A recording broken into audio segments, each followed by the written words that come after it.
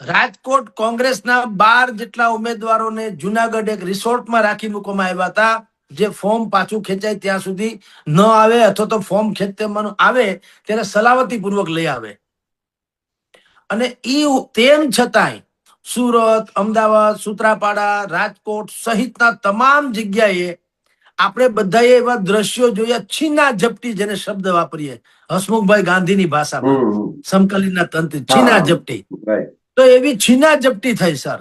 Police થી માંડીને ઉમેદવારો કોંગ્રેસ, ભાજપના, આમ આદમીના સામસામા અથડાણા અને રીતસર જેમ કબડ્ડી રમતા હોય કે આપણે, અને પછી જેમ બધા ઘેરો ઘાલીને કોઈને પકડી રાખે કે ઓલી લકીરને પાર થવા ન દે, એવી રીતના ધક્કા મૂકી અને કાયદેસરની બથમ બથા.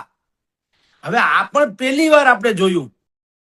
એટલે અનેક રીતે આ વખતની જે ચૂંટણી છે સ્થાનિક સ્વરાજ્યની, એ અનેક રીતે એ ધ્રુવ તારક જેવી ચૂંટણી છે, માઇલસ્ટોન જેવી. અને હવે એમાં પાછું વધારાનું ઉમેરાણું એ social politics, social media politics.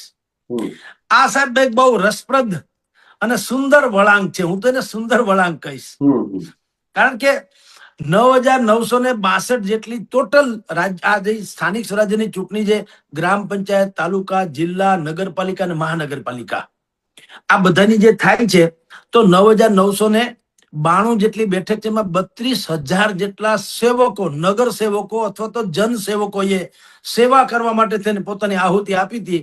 એમાંથી 25,000 જેટલા બાકી રહ્યા. બાકીના ફોર્મ યા તો પાછા ખેંચાઈ ગયા યા તો રદ થઈ ગયા. હવે આ 25,000 જેટલા જે ઉમેદવારો બચ્યા, જેને કોઈ પણ ભોગે સમાજની સેવા જ કરી લેવી છે ગમે એમ કરીને, એના માટે પણ એક બીજી મીઠી મૂંઝવણ છે. જો શાસક પક્ષ સામે તો એન્ટી એસ્ટાબ્લિશમેન્ટ નું મત અત્યારે હોય એ સ્વાભાવિક છે, પણ અત્યારે ધમ ધકતો તડકો છે. આ વખતની ગરમી પણ કરા ફાડ છે. અંબાલાલ પટેલ ન કે તોય ઘરની બહાર કોઈ નીકળે એમ નથી, આટલી ગરમી છે. એમાં શેરી મોહલ્લામાં પણ સભા સંભવ નથી.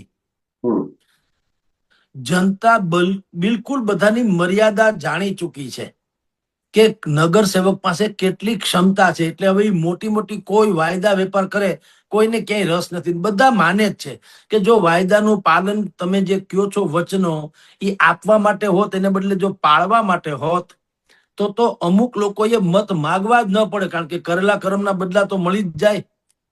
તો પણ તમારે કરવું શું કામ પડે છે? એટલે જનતા સાથે સીધી રીતે કોઈ જઈ શકે એમ નથી, મોટા ભાગના સીધી રીતે, કારણ કે એને શું કર્યું શું ન કર્યું એ બધાને બધી ખબર છે. કોંગ્રેસની નિષ્ક્રિયતા, આમ આદમી પાર્ટીની એગ્રેસિવનેસ બરાબર છે, આક્રમકતા બરાબર છે, પણ બ્લુ પ્રિન્ટ એ નથી, પૂરતા ઉમેદવારો નથી. અને ભારતીય જનતા પાર્ટીને તો લોકો 30 વર્ષથી શાસનમાં છે, એટલે પૂછે જ પૂછે કે ભાઈ તમે શું કર્યું. પણ એને બુદ્ધિ વાપરી જુઓ. ભારતીય જનતા પાર્ટી છે ને, એને ખબર છે એન્ટી એસ્ટાબ્લિશમેન્ટ નું ભોગ બનવું ન પડે, એટલે એને શું કર્યું, મોટા ભાગના ઉમેદવારોને બદલાવી નાખ્યા. રાજકોટ સહિતના મનપા બનપામાં 70% લોકોને બદલાવી નાખ્યા. 20% લોકો, 20 થી 25 કે 30% લોકો જ રિપીટ કર્યા, બાકી બધાને બદલાવી કાઢ્યા. કોને બદલાવ્યા? જે છાપે ચડેલા હતા, તે લોકોની નજરે, કરડી નજરે ચડેલા હતા તે. કોંગ્રેસની શિથિલતા જગ જાહેર હતી. જેમ હરણાનો શિકાર કરવા સિંહ ત્યારે જ બોર્ડમાંથી બહાર નીકળે જ્યારે એને હરણાનો શિકાર કરવો હોય, ભૂખ લાગી હોય, એમ અમુક સમય ચૂંટણી ટાણે જ બહાર નીકળતી કોંગ્રેસને પણ લોકો પૂછે એમ હતા. અને આમ આદમીમાં પણ તમે જાણો છો, બ્રેકિંગ જે થયું છે, બ્રેકઅપ, એને કારણે એની પણ શિથિલતા ઘટી ગઈ. અને અંદરો અંદર પણ માથાકૂટ છે કે ભાઈ ગોપાલ ઇટાલિયા પોતાની જાતને પ્રોજેક્ટ કરે છે, ઈસુદાનનો બહુ મોટો ચહેરાનો ઉપયોગ કરાતો નથી, સાગર રબારી ક્યાં છે રાજા રામ જાણે, પ્રવીણ રામથી માંડીને બાકી ચેતર વસાવા આદિવાસી પટ્ટા સિવાય ક્યાંય ધ્યાન નથી આપતા, વગેરે વગેરે. તો હવે જનતા એટલી એક્ટિવ ને જાણકાર થઈ ચૂકી છે કે કોઈની ફરેબ વાત ચાલે એમ નથી. એટલે આમ તમે જે આપે જે વિશ્લેષણ કર્યું બરાબર છે. પ્રિન્ટ મીડિયામાં માહોલ જોવા નથી મળતો, ટેલી મીડિયામાં પણ સરકાર સિવાય કોઈને પોહાતું નથી એવું લાગે છે. સોશિયલ મીડિયાની મજા શું છે સાહેબ? એક તો દરેક માણસ પત્રકાર જેવો છે. હું મારા મોબાઈલમાં મારો વિડીયો ઉતારીને બહાર મૂકી દો એટલે વાત થાય પૂરી, એમાં કોઈની પરમિશન લેવાની જરૂર નથી. બીજું, ગમે તેમ ગમે તેટલું ગમે તેના વિશે બોલી શકાય, રાઈટ? એટલે હવે જમાનો આવ્યો સોશિયલ મીડિયા સ્ટાર્સ નો. જે એક જમાનો પ્રિન્ટ મીડિયાનો હતો, ટેલી મીડિયાનો હતો, એ હવે સોશિયલ મીડિયાનો. જે યુટ્યુબર્સ છે, જે સોશિયલ મીડિયામાં ઇન્ફ્લુઅન્સ, જેના વધારે પડતા ફોલોઅર્સ જે છે, જે સોશિયલ મીડિયામાં સતત ચમકતા રહીએ.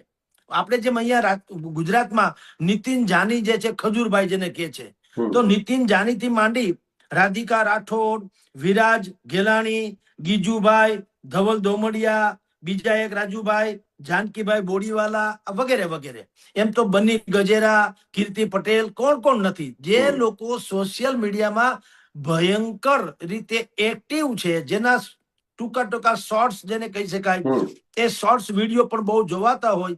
હવે એવા લોકોને અમુક નાની મોટી રકમ આપીને કે કોઈ પણ ભોગે એની મદદ લઈને સોશિયલ મીડિયા થ્રુ પ્રચાર કરવાની આખી પેટર્ન શરૂ થઈ. અને વિક્રમ સર, આ બહુ સારી વાત છે. શું છે, જે અમિતાભ બચ્ચનને 70 mm ના પડદે જેટલી પ્રસિદ્ધિ નહોતી મળી શાયદ, એટલી એને કેબીસી ના ટૂંકા પડદે મળી. અને એનાથી પણ આગળ આપ પણ મને જાણો છો ને હું આપને જાણું છું સર. મેં પ્રિન્ટ મીડિયામાં, જેને મેઇન સ્ટ્રીમ મીડિયા કહેવાય, મેં 30 વર્ષ સર્વિસ કરી. એમાં મારા ગણ્યા ગાંઠા હતા ચાહકો, અને અત્યારે ઈશ્વરની કૃપા છે 5 લોકો બધું ઓળખે છે. તો સોશિયલ મીડિયાએ એક એ વાત તો જાહેર કરી કે તમને ઘરે ઘરે પ્રસિદ્ધ કરી દીધા, યા તો તમારે જે વાત કરવી છે લગભગ પ્રત્યેક લોકો સુધી પહોંચે. અને આ સૌથી મોટું પરિબળ છે રાજકારણીઓ માટે પણ ખાસ, ધર્મકારણી. અત્યારે તમે જુઓ, મોટા ભાગના ઇન્વિટેશન્સ જે છે એ પણ ઓનલાઈન આપવામાં આવે છે, બધાને ખબર પડી જાય છે ક્યાં શું થયું. એટલે હવે પ્રિન્ટ મીડિયા કે ટેલી મીડિયામાં ખર્ચાળ, જેને કિંમતી કહી શકાય, એવી એડવર્ટાઇઝમેન્ટ ઉપર કોઈને મદાર નથી. એના જેવી જાહેર ખબર તૈયાર કરાવડાવે કોઈ પણ પાસે, સારા ડિઝાઇનરો એની પાસે, અને પોતે પોતાના જેટલા ગ્રુપ્સ હોય એ ગ્રુપ્સમાં મોકલીને નીચે લખે કે પ્લીઝ આને ફોરવર્ડ કરજો. જે લોકો એ ધર્મ, સમાજ, વર્ગ કે વ્યક્તિને માનતો હોય એ બીજા એના ગ્રુપમાં એ વાયરલ કરવાના. એમ એને જે મેસેજ પહોંચાડવો છે એ તો 100% પહોંચી જાય છે, વિધાઉટ એની બીજા કોઈની પણ મદદ લીધા વગર, મેઇન સ્ટ્રીમ મીડિયાની. એટલે એના ઉપરથી કોંગ્રેસ, આમ આદમી પાર્ટી અને ભારતીય જનતા પાર્ટી એને ધડો લીધો. ત્રણેયને આમ જુઓ તો એ બાબતમાં કેવું પડે. આમ આદમી પાર્ટીનો તો સાયબર સેલ બિલકુલ સક્રિય છે પહેલેથી જ, બુદ્ધિપૂર્વકનું આખું એના ઉપર જ નિર્ભર છે એમ કે તો ચાલે. કોંગ્રેસ જે આમાં બિલકુલ હતું નહીં, એણે પણ સોશિયલ મીડિયા સ્ટાર્સને ટિકિટ સુદ્ધા આપી ચૂંટણીની, અને પછી એનો ઉપયોગ, કારણ કે એના લાખોની સંખ્યામાં ફોલોઅર્સ હોય તો એનો ઉપયોગી કરશે. તો સોશિયલ મીડિયા અત્યારે છે ને બિલકુલ સબળમાં સબળ માધ્યમ બનતું જાય છે. અને સ્ટાર હોય, સુપરસ્ટાર, તમે જે કહો છો એવા પ્રકારના જેટલા સોશિયલ મીડિયામાં સારા જેની વેલ્યુ હોય એવા લોકો હવે બ્રાન્ડિંગ, જેમાં ખજૂરભાઈ નું ઈ જ છે ને, ખજૂરભાઈ જાની જે આપણે કહીએ છીએ, નીતિનભાઈ, એનું પણ ઈ જ થયું છે. હવે ઘણી બધી એડવર્ટાઇઝમેન્ટમાં ઈ આવે છે કે ભાઈ આ ગમે તે વ્યવસાયની, તો એવું સંભવ છે. એ અત્યારે બોણી થયા પહેલી વખત આ ચૂંટણીની સૌથી મોટી રોમાંચક ને સારામાં સારી જો કોઈ સાઇડ હોય તો સોશિયલ મીડિયામાં જે એક્ટિવ છે એના માટે આશાનું કિરણ જન્માવે એવી છે. આપની જાણ કરતા સર, નાના નાના રીલ્સ બનાવનારાથી માંડી અને કોઈ પેકેજ બનાવી દે આખી ચૂંટણીની કેમ્પેન દરમિયાન. શું ભાવ ચાલે છે ખબર છે સર? 80,000 થી માંડીને 4 લાખ સુધીનો, બોલો. હા, એવા અહીંયા આવે છે. અને પાછું પેકેજમાં એ લોકો બીજું કે છે કે આખી પેનલ ને, આ તો કોઈ એક વ્યક્તિની વાત છે, આખી 4 જણાની પેનલ ને હોય તો ભાવ ઈ રીતે થાય. પછી ડેટા ભેગા કરી આપે કે તમારા મત વિસ્તારમાં કેટલા ટોટલ મતદારો છે, કેટલા કઈ કાસ્ટના છે, કેનું કેવું મત છે, એ કોંગ્રેસી વિચારધારા વાળા છે કે આમ આદમી વાળા છે કે ભાજપ વાળા છે, કેટલા સ્ત્રી કેટલા પુરુષો, આ બધું છે ઈ પણ તમને મેળવી આપે સોશિયલ મીડિયાના. આવી બધી એજન્સી છે અહીંયા રાજકોટમાં અનેક છે, આખા દેશમાં છે. હા, અને બીજું કે ઇન્સ્ટાગ્રામ ને રીલ્સ ને એ બધું સ્થાનિક બોલીમાં. મજાની વાત પાછી ઈ છે, છાપું કે ટેલી મીડિયામાં શું છે, અમુક ડિપ્લોમેટિક લેંગ્વેજમાં વાત કરવામાં આવે, ત્યારે અહીંયા હાવ તળપદી ભાષામાં, સ્થાનિક ભાષામાં.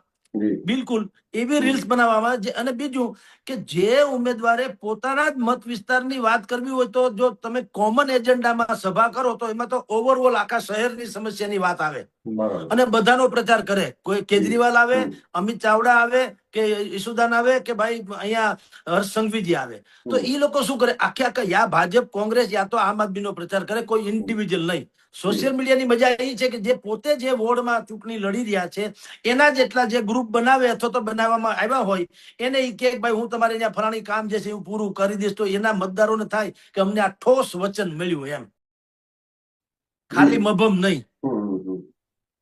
હા, એમાં ઉમેરાણી છે જેનો ઉપયોગ ગોપાલ ઇટાલીએ કરી નાખ્યો, AI આર્ટિફિશિયલ ઇન્ટેલિજન્સ.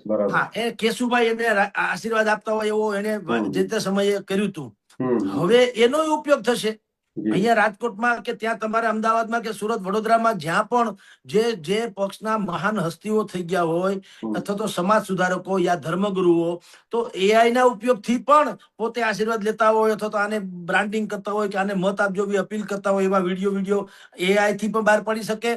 અને રૂબરૂમાં પણ તમે ધારો કે ફોર એક્ઝામ્પલ કોઈને એમ લાગે કે વિક્રમ સર મારી અપીલ કરે તો વધારે અસર થાય એમ છે, તો વિક્રમ સરને કહેશે કે સર આપ મને 2 મિનિટનો વિડીયો બનાવીને મોકલો, હું મારા સોશિયલ મીડિયા એકાઉન્ટમાં ચડાવી દઈશ, તો બધાને થાય વિક્રમ સર અપીલ કરી જગદીશભાઈ હારા છે. આ એના જેવું છે. તો ટૂંકમાં આ પ્રકારની વ્યવસ્થા નવી નીકળી છે એટલે એ ધંધો બહુ સારો સાઈડમાં ઉપસ્થિત થયો છે. એનાથી ગ્રાફિક ડિઝાઇનર્સ જેટલા હોય એ, પછી વિડીયો એડિટર્સ હોય તે, અને મીડિયાના મેનેજિંગ કરનારા લોકો હોય, આ ત્રણેયના ધંધા બિલકુલ સારા ચાલે એમ છે. અને એની મજા શું છે કે તમારે જો કોઈ જાહેર સભા કરવી હોય તો એક તો મંજૂરી લેવાની, પછી મંચ બનાવવાનો, ટેબલ ખુરશી સોફા માઇક ઇત્યાદિ, પાણીની સગવડ, નાસ્તો ફલાણું ઢીકણું, બહુ મોટો ખર્ચો થઈ જાય અને બહુ એમાં લોકોને ઉમેરવા પડે. પાછા હવે જનતા પાછી એટલી બધાને બધી ખબર પડી, જનતાની અવેરનેસ ચરમસીમાએ છે આ વખતની ચૂંટણીમાં. એટલે તો આવી છીના ઝપટી મેં શબ્દ વાપર્યો ને, છીના ઝપટી જેવું જોવા કારણ જ છે. પણ હવે જનતા એટલે હવે કોઈને રસ નથી કે તમે મોટી અને બીજું બધાને ખબર છે કે તમે એક સામાન્ય ગ્રામ સેવક કે મહાનગરપાલિકાના કોર્પોરેટર સુધીની ચૂંટણી આ છે.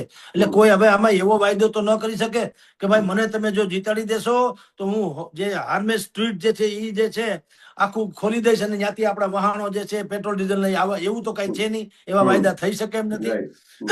વાયદા શું થાય, તમારે ત્યાં સફાઈ કરાવી દઈશ કે તમારે ત્યાં ફલાણું કરાવી દઈશ વગેરે વગેરે. તો એના માટે થઈને પણ હવે ક્યાંય જાહેર સભા કરવી, જાહેર સભામાં જાઓ તો હવે તો પ્રજા સામે પ્રશ્નો પૂછતી થઈ ગઈ છે, એ પણ બહુ મોટો ડખો છે. હવે જનતા કોઈને બિલકુલ બ્લેન્ક ચેક આપતી નથી. હવે તમે ભાષણ કરો એટલે ઇમિડિયેટલી 5 જણા ઉભા થાય, એ પછી ઉભા કરવામાં આવે તોય ભલે ને ઉભા થાય તોય ભલે, પણ 5 જણા ઉભા થાય અને કહી દે કે તમે ફલાણી વસ્તુ કરી કે નથી કરી, આવું તમે ઘણા વર્ષોથી કહો છો, કઈ કરવાના નથી, તો થાય ફજે. તો એના કરતા આ વ્યવસ્થા જે સોશિયલ મીડિયાની છે, કારણ કે 140 કરોડની દેશમાં 165 કરોડ મોબાઈલ છે અને એમાં 80% જેટલા લોકો ઇન્ટરનેટ કનેક્શન ધરાવે છે. એટલે અને પાછી મજા એ છે કે ટીવીમાં કે છાપામાં આપો તમારે છાપું સાથે રાખવું પડે, ટીવીમાં આપવું હોય તો ટીવીની સામે બેસીને જોવા માટે ટાઈમ કાઢવો પડે. અત્યારે કોઈ બધાનું મન ચંચળ છે, તને ચંચળ થઈ ગયું, કોઈને ક્યાંય સ્થિર રીતે બેસવું નથી, બધા હરતા ફરતા જ હોય છે. એટલે હવે આ તો બાથરૂમમાં જઈને જોઈ શકાય કોણે શું કીધું ઈ, અને ટ્રેનમાં બસમાં ગમે ત્યાં હોય તો આ મોબાઈલ થી તો બધી જગ્યાએ જોઈ શકાય, ટાઈમ પાસે થઈને બે વાત. એટલે હવે આ લોકો સોશિયલ મીડિયા તરફ એટલા માટે ગયા છે. અને આપે જેમ કીધું તેમ બરાબર છે, બધા જ લોકો હવે આ તો ટ્રેલર છે, ખાલી સમજી લ્યો. 2027 ની ચૂંટણી થશે ને તમે જોજો છાપામાં જાહેરાત આવશે કે તમારા વિસ્તારની સમસ્યા શું, એનો ઉકેલ શું, જનતા શું ઈચ્છે છે, કેટલી તમારા મતદારોમાં કેટલા યુવાનો, કેટલા ફલાણું, કેટલું ઢીકણું, તમારા વિસ્તારમાં સારું શું થઈ શકે, અત્યારે શું છે, બધું તમને ડેટા પ્રોવાઈડ કરવામાં આવશે. મળો એ લખો ફલાણાભાઈ ને. હવે એવું થશે કારણ કે સોશિયલ મીડિયા, હા બિલકુલ, તમે રહોડા સુધી પહોંચી જાવ છો. અને આ કેટલી મોટી વાત છે કે તમે અને કરવાનું કઈ નથી, સારી જગ્યાએ બેસી તમારે તમારો બાયોડેટા આપી દેવાનો, બાકી બધી એજન્સી કામ કરે, રૂડા રૂપાળા ફોટા જાહેર કરી દે, એમાં રીતસરનું ગ્રાફિક્સ બધું ડિઝાઇનિંગ કરી દે. આપણે બધા જાણીએ છીએ સર, સવારના ગુડ મોર્નિંગ થી માંડી મેસેજીસ જે આપણને આવે છે એનાથી માંડી અને જે કોઈ સારા તહેવાર હોય, જન્માષ્ટમી કે ઈદ કે કોઈ પણ સારા તહેવાર હોય, તો જે લોકો જાહેર જીવનમાં છે તમે જુઓ અલગ અલગ પ્રકારના ગ્રાફિક્સ બિલકુલ દ્રશ્યમાન જોવા ગમે એવા. પછી પોતાનો ફોટો મૂકે કે તમને મારા મુબારક એમ, બરાબર.